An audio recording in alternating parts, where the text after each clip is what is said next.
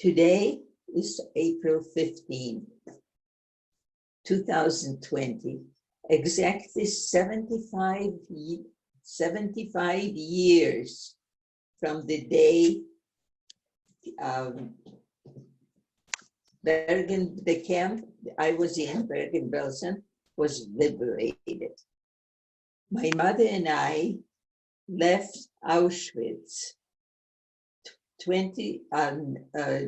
January 21st on a death march, and later be put into open boxcars and closed boxcars with a stop at the camp of Buchenwald before we got to Bergen-Belsen 6 days later. That date coincided with the day that the Russian forces occupied the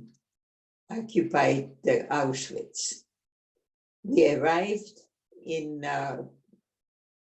Bergen-Belsen in the early evening, and I was amazed at what the landscape that I saw when we exited the boxcar.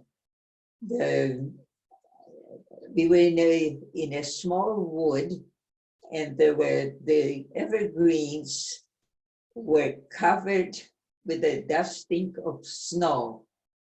It was winter, of course, but the air was mild. And I took in a breath of that fresh air, looking up to the sky. The sky was a bright blue, dark blue, and sprinkled with millions and millions of stars and a bright moon. I hadn't seen such beauty and didn't think I would appreciate it in the circumstances of the 5 years and 8 months and 2 weeks that I spent in German camps, ghettos and camps. We're actually in Bergen-Belsen only 10 weeks, but pretty soon after our arrival, people started falling sick. There was less food. Food was sparse, and we were starving. There were people coming from other camps constantly, so that at the end, there were tens and tens of thousands of arrivals there. And the conditions were very crowded.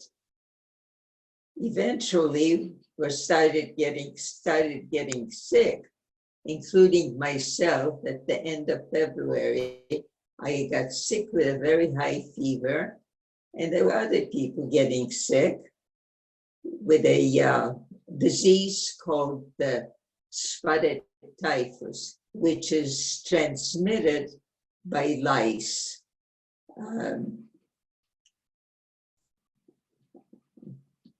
On April 15, I had already pretty much recovered from my bout with the spotted typhus, and I was sitting on the steps of my barrack when I am actually overlooking the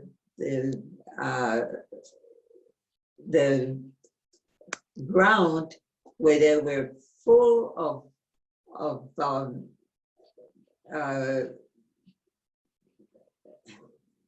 bodies, full of bodies in on the ground in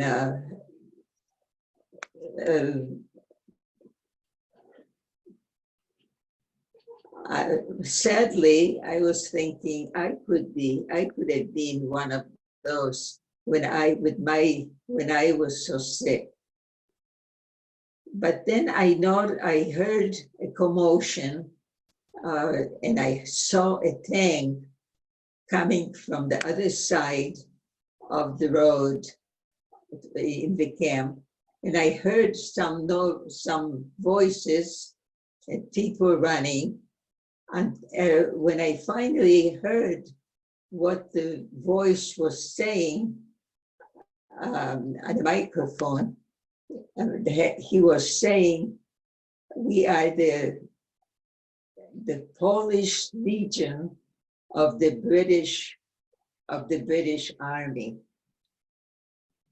I was overwhelmed with emotion, and my mother, who came out of the barrack, she and I embraced, probably more in sorrow than in gladness, because of the picture we saw in front of our eyes of all these young women dead, unburied. It was too sad to be able to enjoy the fact that obviously this was our liberation, the day of liberation. So we were in isolation for 3 weeks before we were transferred to a displaced persons camp. Later, I encountered a British man who asked me, "Why were you in a concentration camp for?" And my answer was, "Why?" I was surprised at the question. I said, "Because I'm Jewish." His comment was, yes, but what had you done?" Well, of course, I didn't say I walked away. There was no reason for me to be other than being Jewish. And I spent my years after the war trying to explain to many people that very, very question, the answer to that very question. You didn't have done anything. We never did anything. We were simply Jewish.